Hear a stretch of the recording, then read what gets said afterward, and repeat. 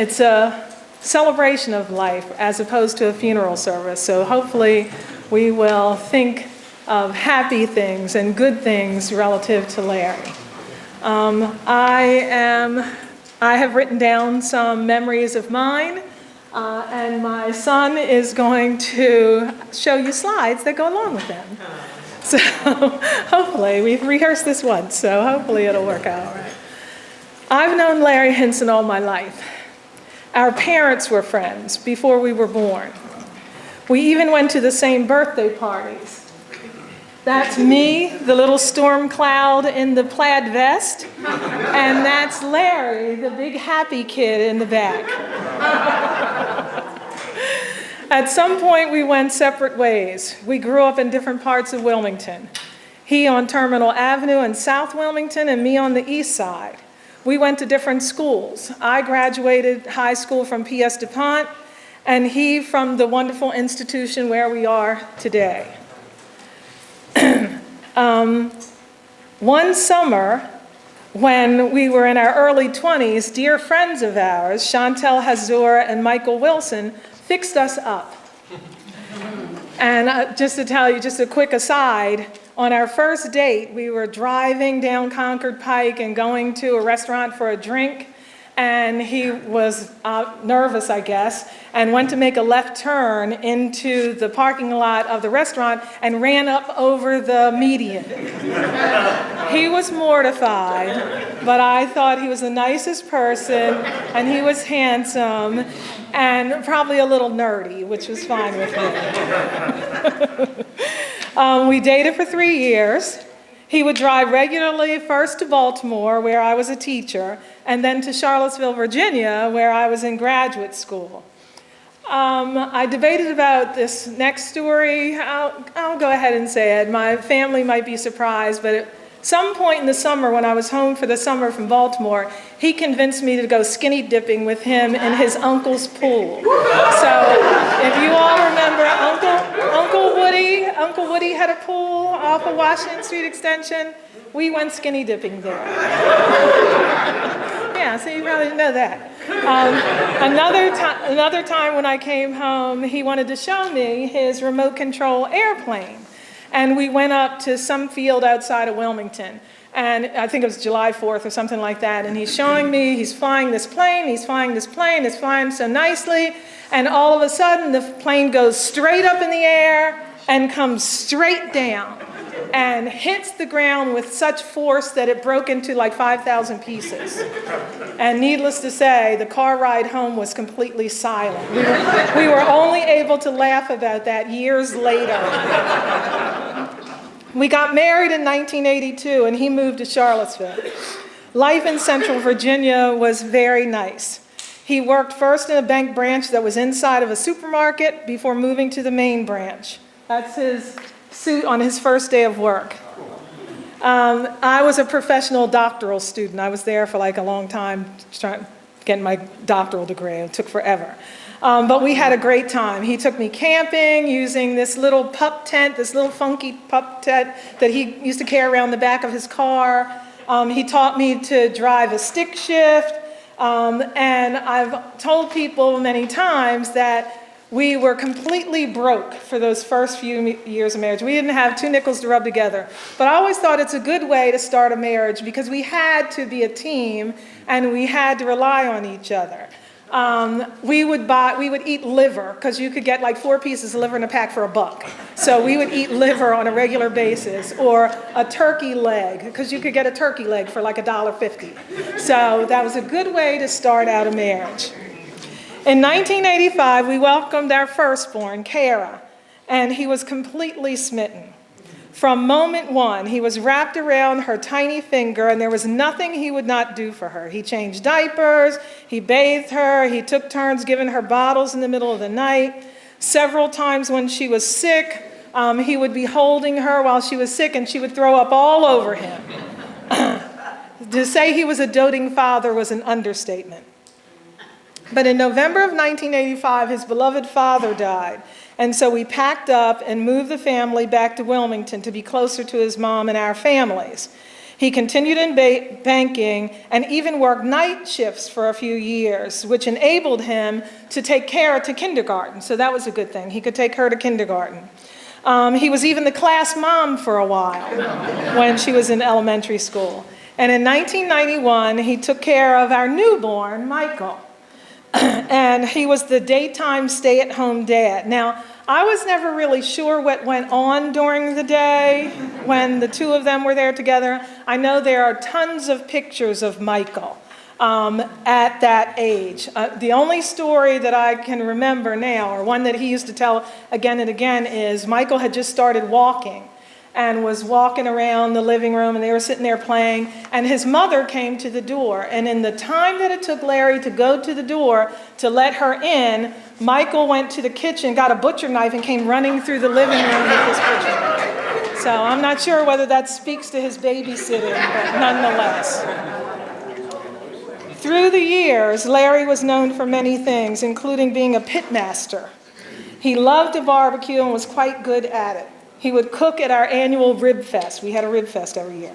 Manning the grill for hours to feed as many as 40 to 60 people in our tiny house. If you've been to our house, you know that's no small feat. But it was 40 to 60 people sometimes. And it was good. It was. He was known also for his baking. He would bake pies and cobblers and things like that, but especially for taking over the baking of his mother's famous bubble loaf, which was kind of, if you've heard of monkey bread, it was kind of on that order, although he hated that name. In his heyday, he would make 7 to 8 loaves during the holidays, and that may not sound like much, but each loaf took about 5 hours. So he would make a lot of them over the holidays. He loved Ocean City, Maryland, where our families went on annual vacations. He was always the first one on the beach, like even before the lifeguards got there, he would be there, staking out our spots, and he was usually the last person to leave the beach after the lifeguards had gone and everybody else had gone because the sun was starting to go down. And many times he would get up at 5 a.m. to take pictures of the sunrise. And you've seen some of his pictures of sunrise. In fact, he became known for his beach sunrise photos. He was also known for his love of magic, especially sleight of hand and close-up magic. One of the highlights of his interest occurred when on a business trip to Vegas, he got to see the world-renowned magician Lance Burton in person. But he even appeared himself as a magician at Kara's 6th birthday party as the Great Dadini. That's him there. He was working that Saturday. He had a Saturday shift. He was working that Saturday, but he came home on his lunch break, did his magic act, and then went back to work. He loved sports. He took me to my first professional sporting event. I was living in Baltimore. We went to see the Orioles play, and he was mortified when, like, 5 innings in, I asked him which team was the Orioles, and he thought that was ridiculous. But he followed the Phillies, he followed professional golf, he loved the Eagles, and he was an avid bowler. But baseball was his favorite. He played it in high school. He was on a bank baseball team. Kara and I used to go and sit in the stands. He attended Blue Rocks and Phillies games regularly. He was in attendance at the Phillies game in 2003 when Kevin Millwood pitched a no-hitter, and I think the tickets are over there somewhere.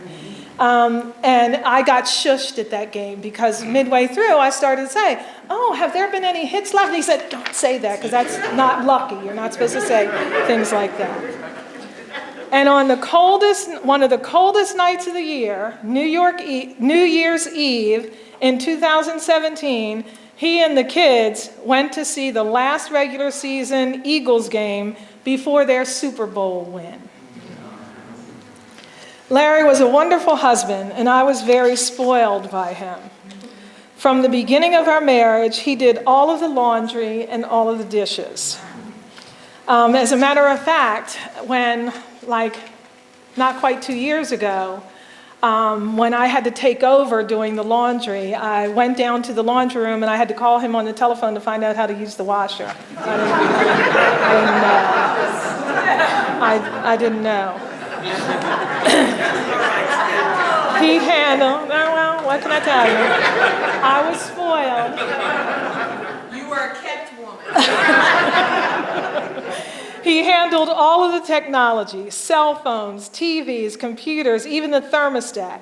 At the beginning of the pandemic, when I had to learn in just 2 weeks' time how to teach remotely, he would sit off camera while I was teaching my classes in case I ran into problems.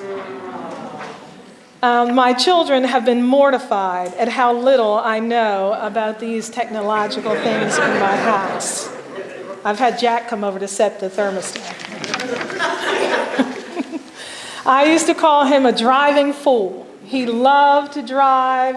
He had an innate sense of direction. He could go to any city just once and then could wheel around the city in no time flat. We were always impressed at how quickly and how well he learned his way around Brooklyn when Michael moved there. When we took what we called our civil rights tour in 2014, we drove through like 5-6 states in the South and went to iconic images and attractions and things like that. He drove round trip, except for 1 hour. He let me drive 1 hour, and the rest of the time he drove. He loved his family, both families. He was as involved in the lives of my family as he was his own. He changed his mother's bandages daily and took her to all of her many doctor's appointments. He picked my parents up off the floor when they had issues with balance, and he went to their house to fix things. He helped siblings, nieces, nephews, aunts, uncles, and grandparents, and unofficial family members as well. He was always patient and kind. He was the family photographer, which is why so many of the pictures of him that you're seeing on the screen today are dark and slightly out of focus because I took them, not him. When you're the family photographer, you don't get to get good pictures of yourself. After years of just being the family photographer, his interest in fine arts photography soared, and he started selling his work at festivals and art fairs. Then in 2012, he joined DPS, Delaware Photographic Society. Words cannot convey how much he loved that organization, especially his group of friends known as the Amigos. I know some of the Amigos are here today. Can you wave? Those are his dear friends from DPS. His photography rose through the ranks, and he took on roles like the chair of the projected image, projected image competition. But what some of you may not know, the DPS members know this, but some of the rest of you may not know, is that in 2019, in the midst of chemo treatments and a 10-day regimen of radiation, he chaired the Wilmington International Exhibition of Photography, which meant he had to manage hundreds of photos, entries from around the world, through the submission, the judging, and the exhibition process, a daunting task for anyone. He was an Iron Man. It's hard for me to end because I keep wanting to say one more thing and tell one more story, but I'll stop here. Larry was a wonderful husband, father, son, and friend, and without a doubt, the nicest man I know. He was my best friend. I thank you all for coming, and I invite you to come forward and tell a story that you have about Larry, in keeping with the celebration of today. Okay, here, wait a minute, hold on. Where are we going, Steph? I'll put you over here without the microphone. Oh, okay. Okay.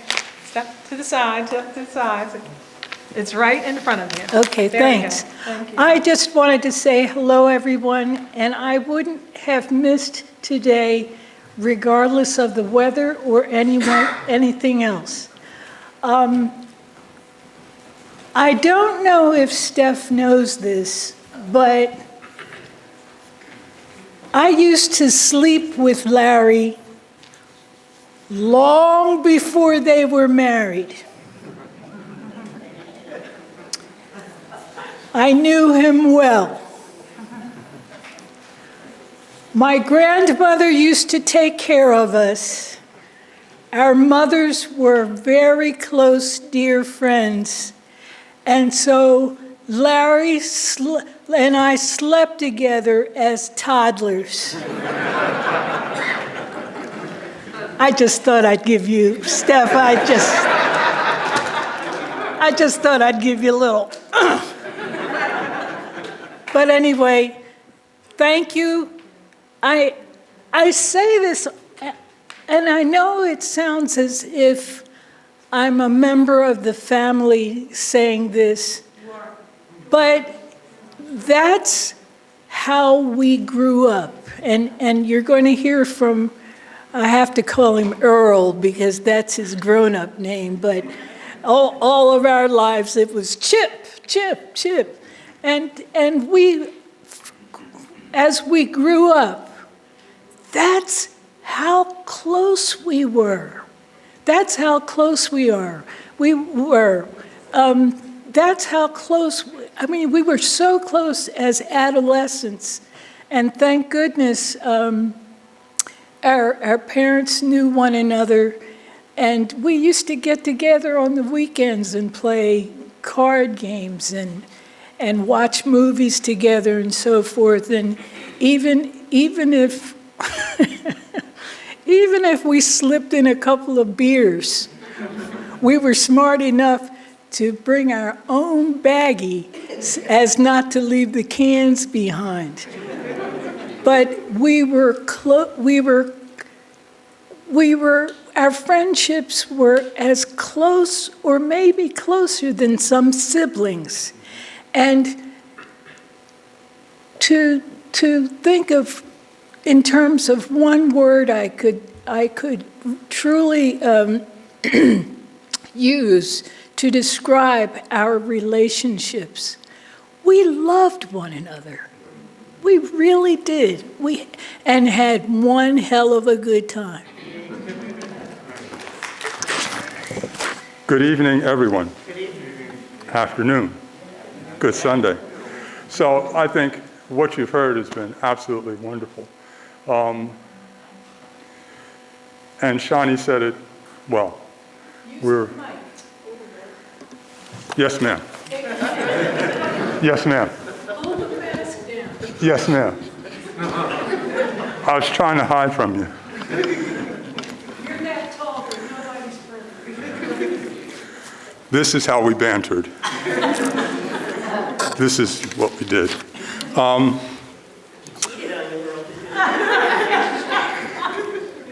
We'll talk about that later.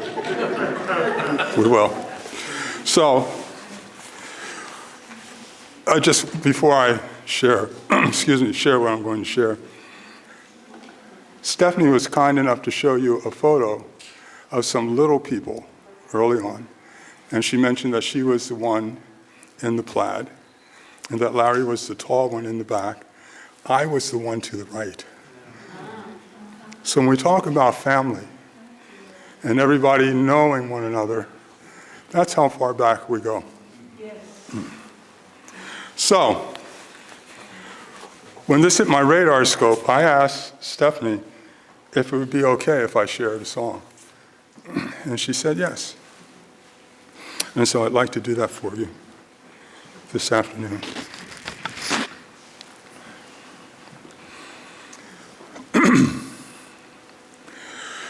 Precious Lord, take my hand, lead me on, let me stand. I am tired, I am weak, I am worn. Through the storm, through the night, lead me on to the light. Take my hand, precious Lord, and lead me home. When the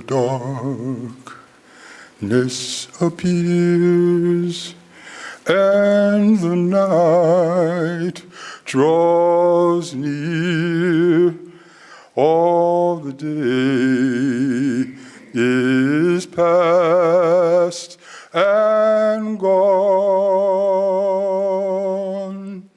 Guide my feet, hold my hand, take my hand, precious Lord, precious Lord, lead me home, lead me home,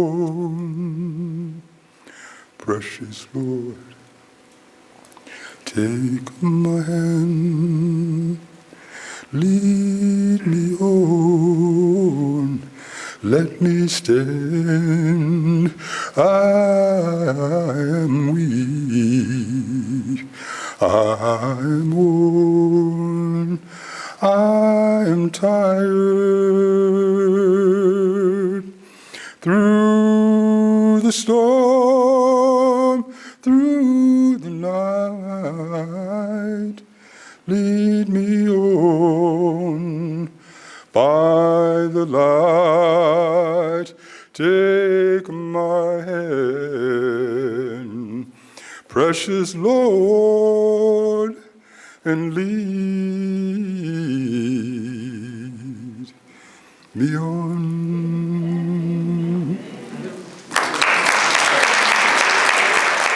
Okay, I can do this. I'm under strict instructions. I got you. All right, I'm gonna work on this. Hi, for most of you that probably don't know, I'm Marlene Hinson Lacey. I'm Larry's, oh my. I'm Marlene Hinson Lacey. I am Larry's sister. I have so many amazing stories and so many memories that every day are with me. And I tell my kids, I say them over to myself to remember, because there are days it's still just really hard to believe that he's not here. He was my memory. I have the worst memory in the world. And I could always call him and go, okay, what am I remembering about this, about that?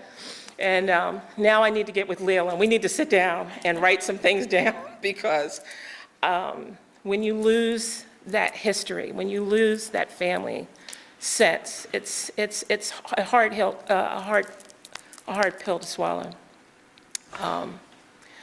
There's some slides, you probably see me. I was the biggest tomboy walking. I don't know if Chip remembers. Everything that the boys did, I wanted to do, and I did. I was there because he was my hero, and I wanted to do what he did. One story that comes to mind, he ruined Christmas for me. I can remember being, asleep. It was bedtime. We were in bed. I was sound asleep, and he came in. Marlene, get up. And I'm like, what? I'm like, no, it's Christmas Eve. We got to stay in bed. Santa's coming. We can't. No, you got to get up. Come on. So he dragged me down to the end of the hall, and outside we could see the driveway to the house. And my father and my grandfather were taking a box off this truck. And I was like, well, what are they doing? He says, it's the pool table. And I was like, but Santa Claus was bringing this pool table. And he was like, Marlene, come on. He said, don't you get it? And I'm like, get what? What am I supposed to get? He said, Daddy's Santa Claus. And I'm like, no, this is not working for me. This was not, no. He says, get over it. He's Santa Claus, and it has always been and always will be. And I'm like, I'm going back to bed. I went back to bed, and about 2 hours later, now it's like 6 a.m., he's dragging me down in the basement to play pool, to which that lasted for about 20 minutes, and Daddy came downstairs and said, get back upstairs. But every Christmas, I always said to him, okay, really?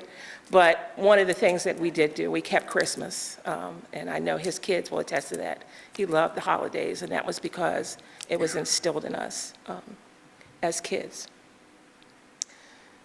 So many stories. When I was in college, and my roommate is here from college, Daddy called us on the phone one night. What's for dinner? We're okay, we're fine. No, wait, what's for dinner? And I said, well, I said, well, Kathy's eating hamburger helper without the hamburger. And he was like, well, what are you eating? And I said, well, I'm eating grits.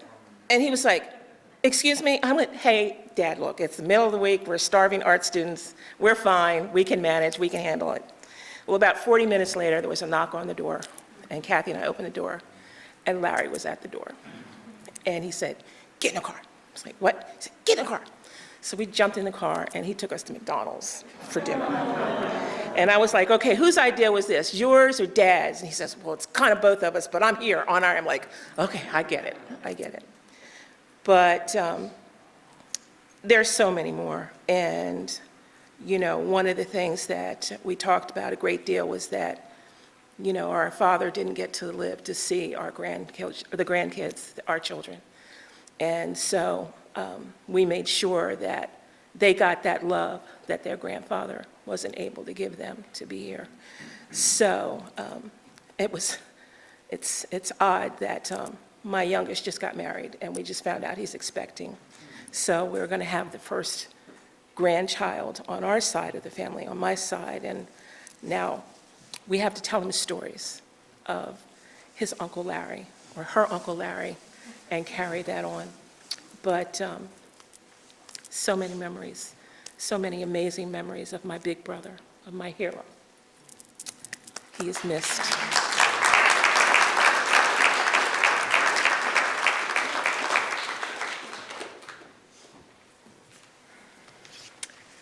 Hello, my name is Tracy Lewis. And it's like, we knew that because you look just like her. So when my sister and her children told me I had to say something and to make sure it wasn't a tearjerker, I didn't know if I could do it. So let me get the teary part out now. I miss my brother, Larry. And yes, I said brother, not brother-in-law. I have been blessed with sharing parents with Stephanie and Tony, but they have blessed me with sharing their significant others in my sister, Lynn, and in my brother, Larry. Now, there's a gap in our family dynamics that will never be filled. I miss you, Thomas L. is what I always called him. I miss you, Thomas L. Okay, now let me tell you about my experiences with Larry, with my brother Larry. Now, he has been and will always be described as a quiet man, and he was. My first meeting that I can really recall happened in the basement of Broom Place. Steph introduced me to her boyfriend. I was about 13 or 14 years old. I can't really remember, but I know it was, because they're way older than I am. That's part of it. But I do know Steph was doing her laundry and Larry and I were sitting on the floor in the family room playing some kind of game. I can't remember what the game was, but I do remember what happened next. Larry farted. Now, it wasn't one of those silent but deadly. It was a floor-rattling explosion. And I remember looking at him and waiting for him to say something, say anything. And he didn't. He just kept playing the game. And I'm 13, 14 years old. I didn't know what to do. I tried to erase it from my memory, to go on because I didn't want to upset my sister, but I just couldn't do that. No, sorry. Then about, and I'm not lying, 5 or 6 minutes later, he said, oh, excuse me. Well, that did it. I fell over on the floor laughing. There was no calming me down. Tears were rolling. I am just literally going back and forth. We used to say back then, I busted up. I was just screaming. And then Stephanie comes in from the laundry room and she's like, what's going on? I couldn't talk because I was so busy laughing. And Larry just says, nothing. And from that moment on, I loved Larry. Like, we just acted like nothing ever happened. Larry introduced me to the Hinson clan, Marcia and Marlene and Miss Gloria and Mr. Tommy, and I loved them too. I remember fondly the first time he took me to the house to visit his family. We opened up the door and there was dog poop on the floor. And I was still 13, 14 years old. I'm looking at it, I'm looking at him. He got very embarrassed. And of course, being 13, 14, all I could do was crack up. And then he's like, of course, you're going to be telling people about this. And I said, yes, I am. And I was just laughing hysterically. After meeting Mr. Tommy, I knew Larry got his dry sense of humor from, because his father was exactly the same. In fact, one of my memories of the two of them is when Mrs. Hinson, used to say that heat was escaping from her head. And they would look at her and look at me and then stand behind her and do like this, like there was heat actually rising up from her head. And I used to just crack up, and she would fuss at them, but they did the same thing. And I just used to laugh and think, he is just like his dad. I remember when I was at the University of Virginia as an undergrad. Steph was there as a grad student. I don't remember what the special occasion was, but she was quite sure that he was not going to acknowledge whatever it was. I don't know, it was Valentine's Day, I don't remember what it was. But she was so sure he wasn't going to do anything, so I called him. And back then, we didn't have cell phones. So I'm sitting in the hallway of my dorm on the floor with the one phone in the hallway with my hallmates all around me telling me what to say to him to get him to acknowledge whatever this was. And he says he got it. We talked about cost, talked about logistics, and then I know hours later she called, Larry sent me flowers. It's so wonderful to hear. And I told my roommates, and we were thrilled that it had gone the way it was supposed to. Larry is responsible for words and phrases that I now include in my daily vernacular. He taught me, don't hurt him, Mr. Jesse. Now, I don't know where that came from. My sister could probably tell me where that came from, but he would always use that when I would call to express concerns about my son. And then he could hear my voice, and he was like, look, don't hurt him, Mr. Jesse. Don't hurt him. Let it go. Let it go. Don't hurt him, Mr. Jesse. And so even now, even with an adult child, I still hear Larry say in my head, don't hurt him, Mr. Jesse, don't hurt him. That gives me a chance to turn around and walk away. And then there's another word, the word is pizzle-strung. Now, I don't know what that means. My assumption, it means when a child is too tired and all their emotions are at the same time. Pizzle-strung. We use it today. We use it now with my grandson when he's too tired, he's crying and laughing and doing everything at the same time. I can hear Larry describing him as pizzle-strung. So now that word has entered into our personal dictionaries. I miss calling Larry every time I'd see something that I considered photo-worthy. He absolutely hated that. And then I would do it on purpose sometimes just to have him fuss at me, or he would say, you called me just for that? Or if I texted him, he'd say, you texted me just for that? I was fascinated with his eye for photography and how he got the shots. And I called myself a closet photographer, but nothing, just like my sister's shots are flurried, that's me. I never had his talent, so I would always call him with an idea, and he just absolutely hated when I did that, but I did it anyway. Larry was also a great support to my parents. My mother would harass, well, actually, I really mean she asked him to come over and help out with her computer. And actually, there are really like 3 people she depended on for the computer, but he was the calmest of the group. She didn't ask me very much because I just didn't have the patience that Larry did. In fact, there was one time when she called him because she said she could hear voices coming from her computer. And she mentioned it to me, and I'm like, I don't know what to do with this. So Larry, she harassed, she called, and he, as tired as he was sometimes and not feeling well, he went over and discovered she had like a bajillion files open. She just wasn't closing stuff out. So I would have just shut the computer down and just been fussy. He took time to show her how to exit out of each of the tabs that had gone across the screen. I mean, they were like this big, so she had so many open. And he took the time to do that. The rest of us, I would not have taken the time to do that. He was very, very good with them. And he was supportive to me. He helped me mentor my son.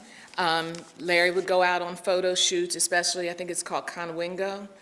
And he would take my son, who's an avid fisherman, with him so they could do, a little male bonding and chit-chat and stuff. And he could take his pictures, which I'm always grateful for. But there was one particular time when my father passed away. Larry was there for me.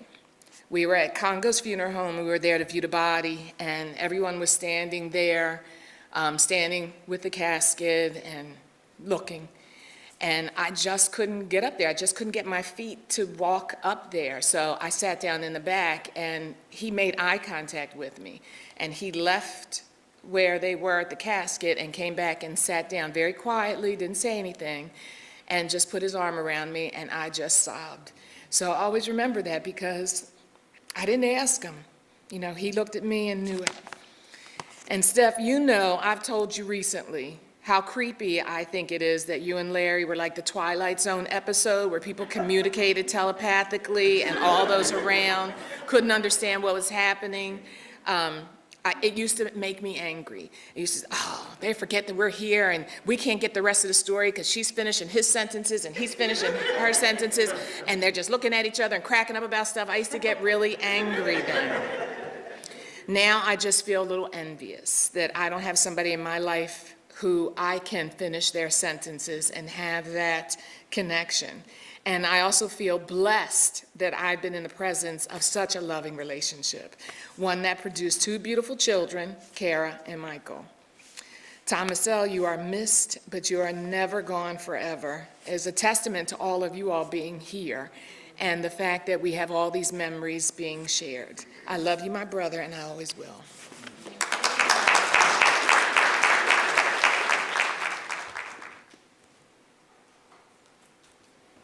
Hey, I'm Michael Hinson, and Larry's my dad.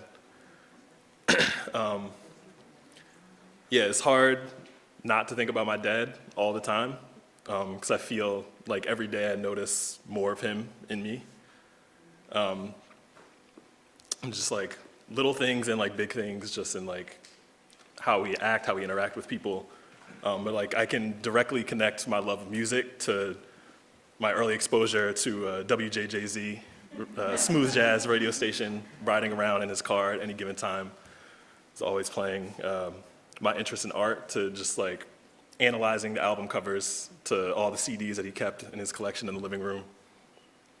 My affinity for various hobbies to our, I can connect that to our Sunday trips to Mitchell's hobby shop in Fairfax. He would go for the military figures and trains, and I would go for the Beanie Babies and Pokemon cards. My tendency to collect things, both of sentimental value and just because, which my mom can attest to, just having to have cleaned his office recently. My love of sports, specifically Philadelphia sports, which I'm not sure if I should be thankful for or furious. I think it was the 2002 NFC Championship where the Eagles lost in like especially dramatic fashion to Tampa Bay. And I just like sat after the game and just like cried hysterically. And it was like at that moment, my dad and my Uncle Ron labeled me like an official Philadelphia fan.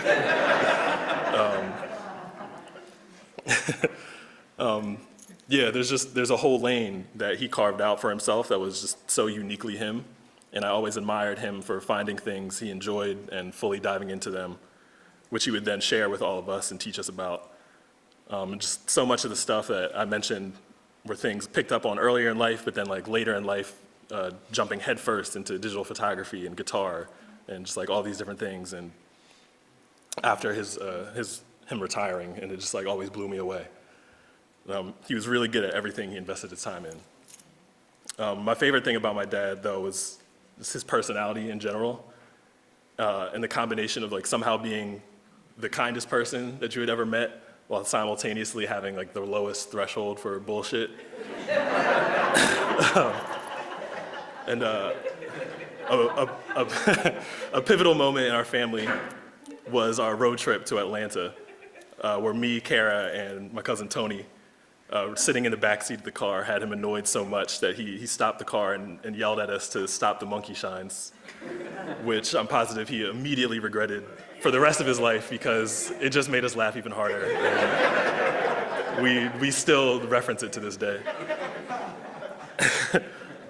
Or on the receiving or the non-receiving end of that personality, like watching him go to toe with the University of Arts admissions for me after messing up my credits in a particularly weird time in my life and supporting my eventual move to Brooklyn for school every step of the way. That demeanor was why he was always the best person to have in your corner. He was always there to help or comfort you or go to war for you, and I can never thank him enough for that. So, thank you. When I think about stories about my dad, there are so many iconic images and events that are so him that come to mind. Some of my stories actually might overlap my brothers or other things that other people have said. The table with all of the military modeling, I would tag along with him to a hobby shop in Kennett Square. I think it was Kennett Square. I was too young to really know where we were going. But it was an old building with wooden floors and an old man who worked there who smoked a pipe. And to this day, whenever I smell pipe smoke, I think about that time, and I'm comforted. As an adult, we would tag along with each other to various art festivals. All of his photography. If you know, I'm also an artist. He got me involved in the festival scene. He taught me how to print my own work, how to map my prints, how to frame everything, how to market my art. I definitely owe that to him, and I think that those early trips really gave me an interest in art as I grew up. When we were kids, another iconic memory that stuck out to me about my dad is we would tag along with him again to civic association meetings. He was the president of our neighborhood civic association. It may seem boring for, how old are we? Yeah, range. Like middle school. 10, middle school. But we loved it. We probably also just really liked the gossip and the jokes. But we loved doing it. And maybe once we almost got caught passing notes back and forth with my grandfather at one particular meeting. On a not so fun note about the Civic Association, I remember the summers that we were voluntold to pass out flyers in a 3-block radius about neighborhood upcoming events and neighborhood meetings. The houses with stairs were the worst. We hated doing it. And my dad was on standby making sure we never cut across people's grass. And we always had to walk down the steps, down the sidewalk, and up the next set of steps. My dad kept up his interest in politics.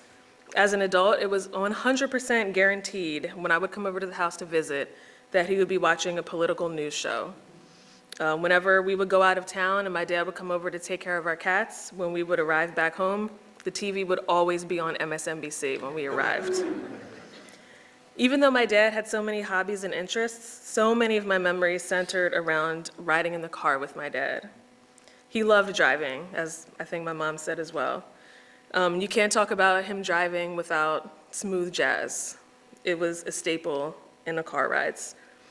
He drove us on all of our vacations, all of our family outings, our Sunday drives, after dinner to get water ice in the summer, everything.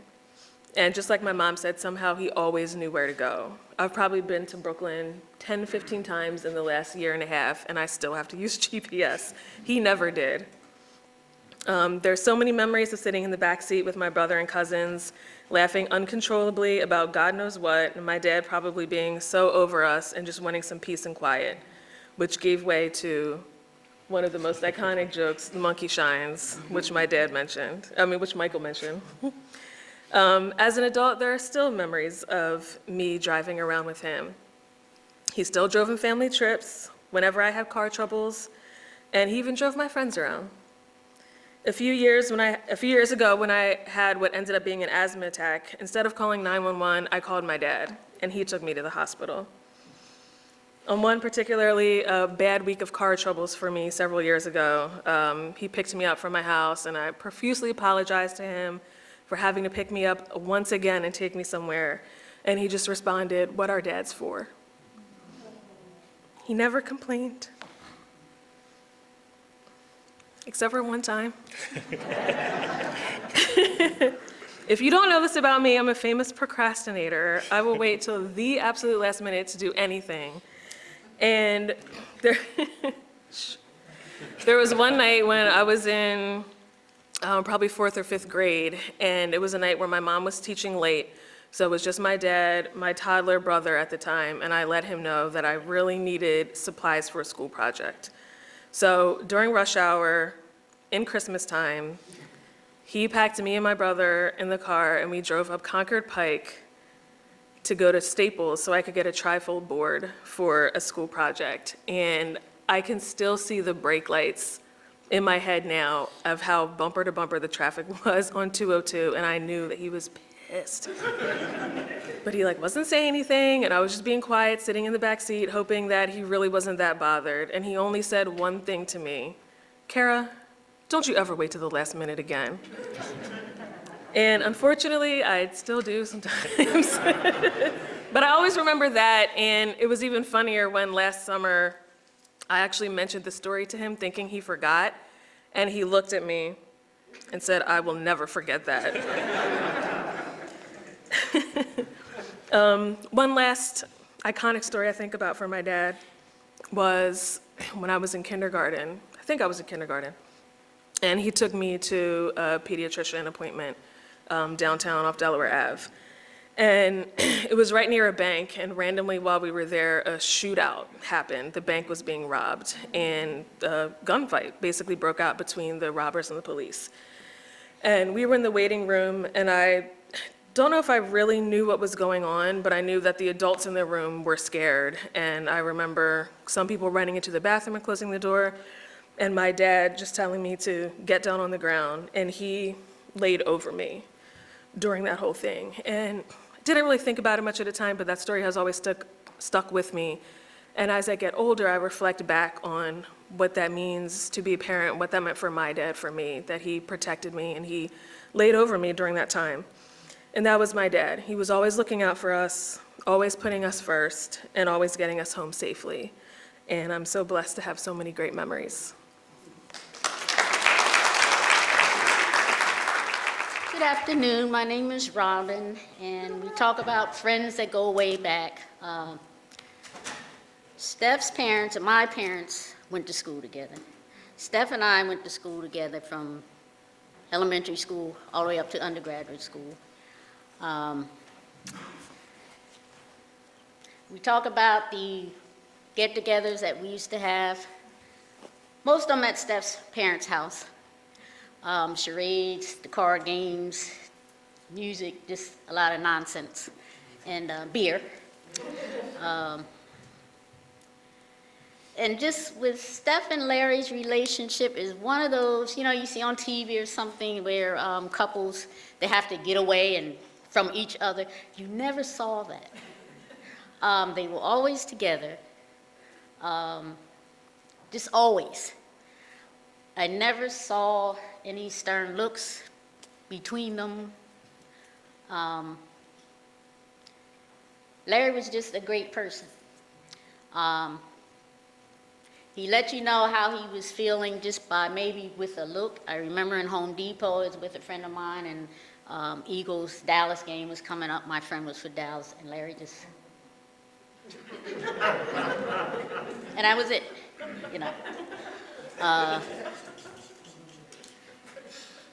And his children, you see him.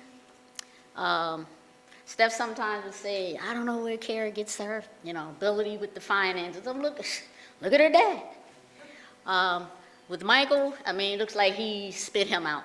It's just, and Larry, with the way he cared for his family, he reminds me of Steph's dad, because he was the same way. Always there, the little extra trips to do this or that, coming to pick us up from one function or another. And I think she saw her dad in Larry, perhaps. But it's just, their family is just great, with Larry with the cooking, with the ribs, and, whenever he walked through the dining room, that was your chance to say, "Larry, bring me another drink," and he just, yeah, he always did, never complained. He was just such an even-keeled person. And that's what I'll remember. Thank you.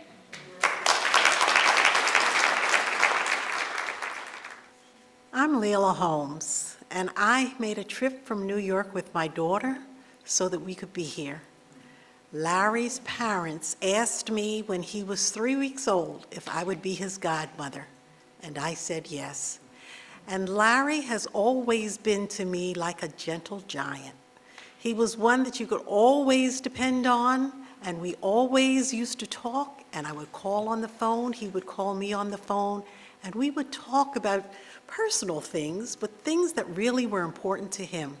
And we made such a relationship towards the end of his life. We grew closer, and we had time to really talk and to share. So I wanted to be here so that we could all celebrate a life that is, a life so important that he left a legacy not for just his family, but for all of us. And I have on my walls pictures that he has sent to me. Some of you may have some of his artifacts so that you too can remember him forever. So he has left us a legacy that we can endure for life. Thank you so much.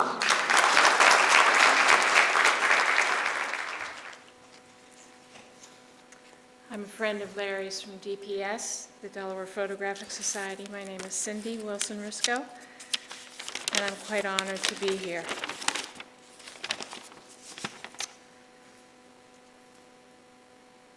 I thank Stephanie, Kara, and Michael for including me in this celebration of life.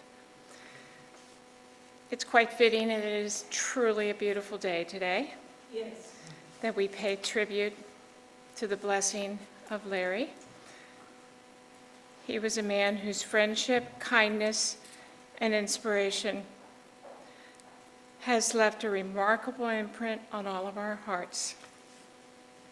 In the brief time at DPS that I came to know Larry, he impressed me as a kindred spirit of welcoming character, always willing to share his knowledge and photographic experiences with humbleness. He encouraged me to always be open to my surroundings and experiences when creating new visions through the lens. His artistic altered reality photographs, as well as his interpretations of each month's theme, motivated me to new perspectives. He continually set the bar high for me to embrace the simplicity of enriching one's own life by cultivating the differences in others.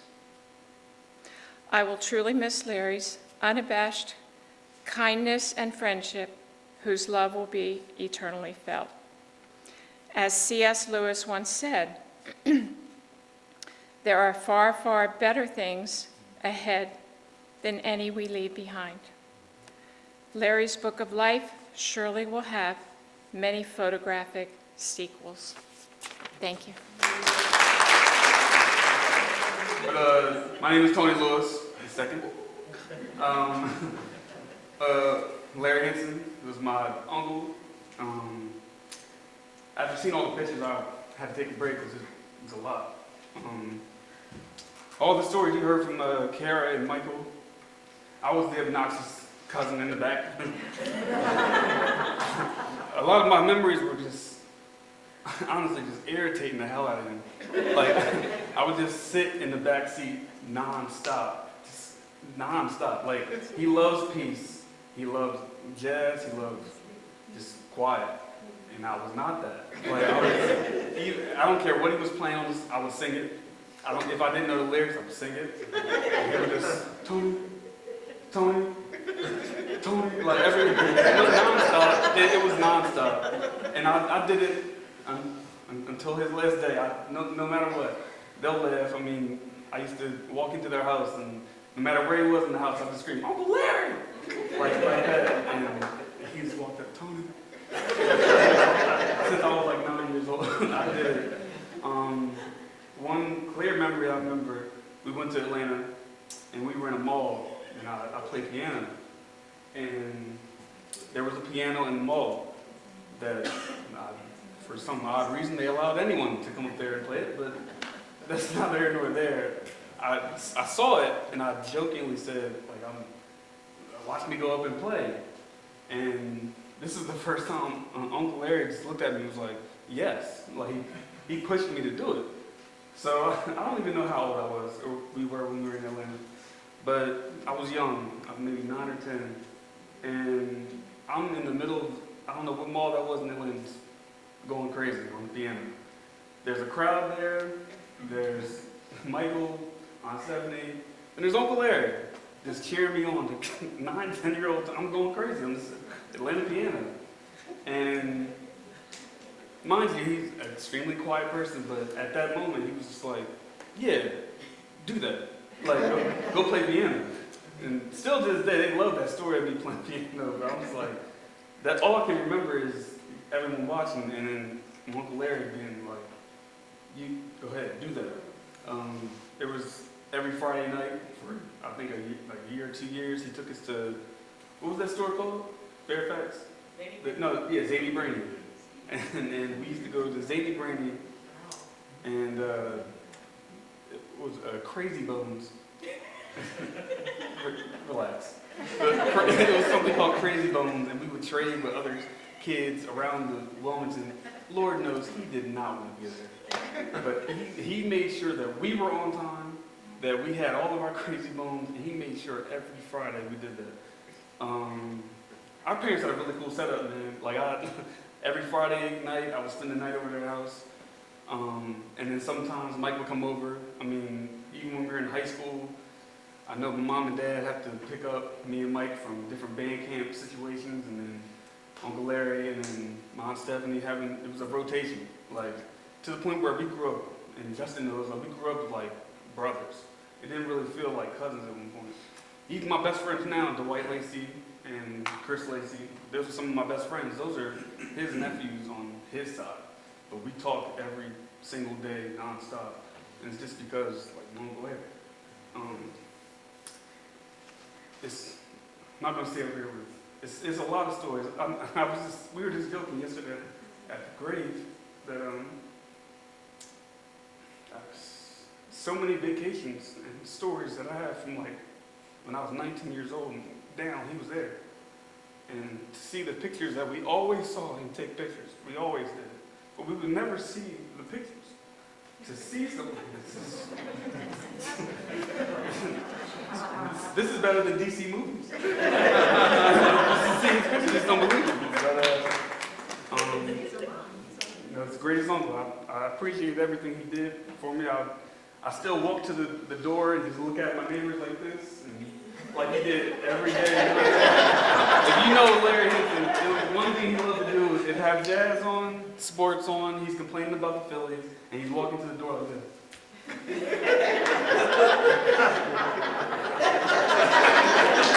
But I've now taken that, and I do that as well, so that's what I keep that for. But, yeah, I love Uncle Larry, and I will always love Uncle Larry.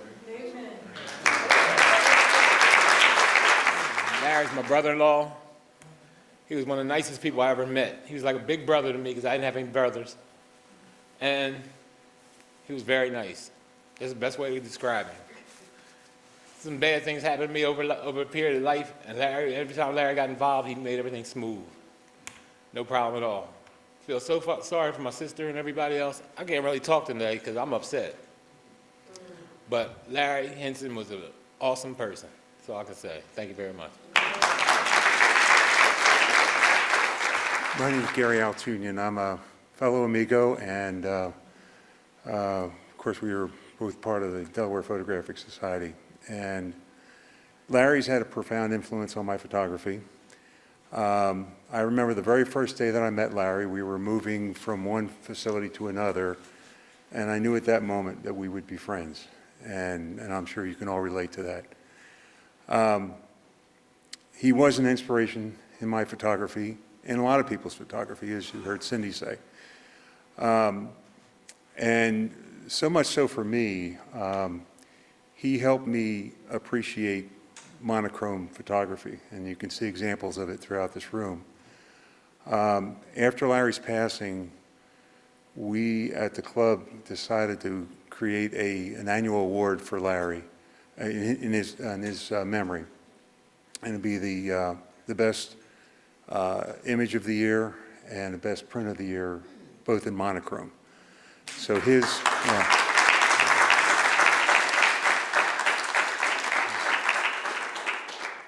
his memory will live on. In my, well, actually I should say my wife's piano room, which is also my studio and my storage room, I have two of Larry's prints from one of his ocean scenes, And they're both very calming. And, you know, as you've heard today, he was such a calming figure to all of us, including me. And I remember him every day. Thank you. Hello. My name is Dennis. I'm related. I'm a cousin-in-law and uncle-in-law. Some of the pictures you saw up there are from my family, my sister and my mother. And the first thing I observed when I was sitting here and listening to everybody speaking is that us older folks use paper and the younger folks use their phone. There is no way in hell I'm going to be able to read a speech on my phone. So I wanted to also say that even though Larry and I weren't related, we definitely resemble each other with the bald head and the gap in the teeth, which, as you can see, I just reminded myself to take my mask off. Larry was a very good friend, good brother. I didn't realize how sick Larry was because, you know, Steph and Tracy, Tony, they keep things kind of on the low key, and they don't want us to get too upset about things. So I would call Steph and see how Larry was doing. I'd ask her, and she was like, "Oh, he's coming along. He's coming along. He's doing okay." I'm like, "Okay, all right." So I had invited Larry and Steph a few times because, as was told, he was into music, and so am I. And I had invited him to come and take pictures of my band. And he said, "Yeah, sure." I said, "Well, you know, it's not around the corner. It's this little town in Pennsylvania. I don't know, Petticoat Junction or something. I don't know what it was called."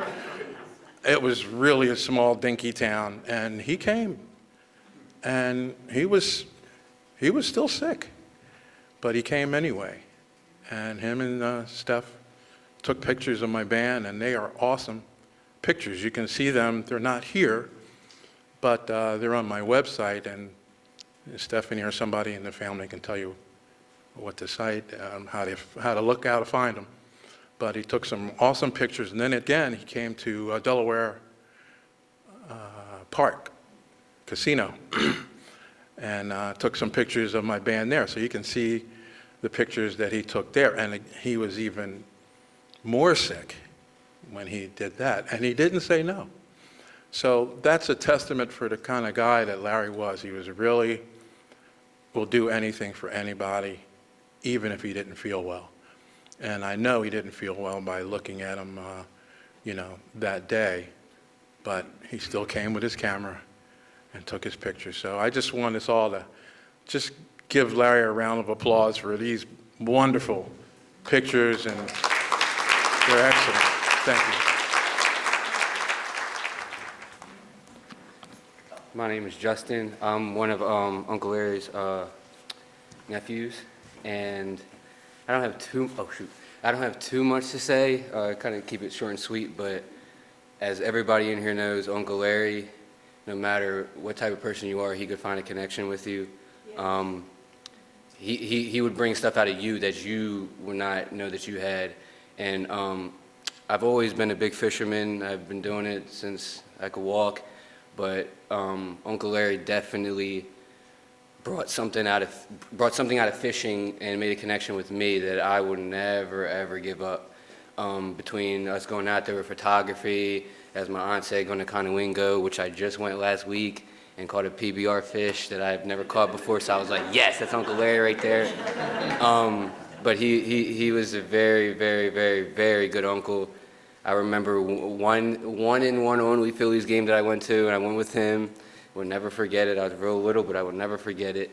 But one story I wanted to bring up, and I think my Uncle Ron would know this story.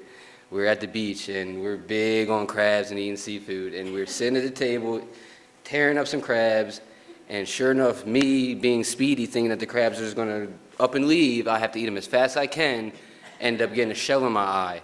And I remember Uncle Ron looking over at me, and I'm sitting there going, "Oh, there's Old Bay in my eye." he went right up in there, pulled that thing out, and both of them looked at me and said, "Keep eating," and I kept right on eating.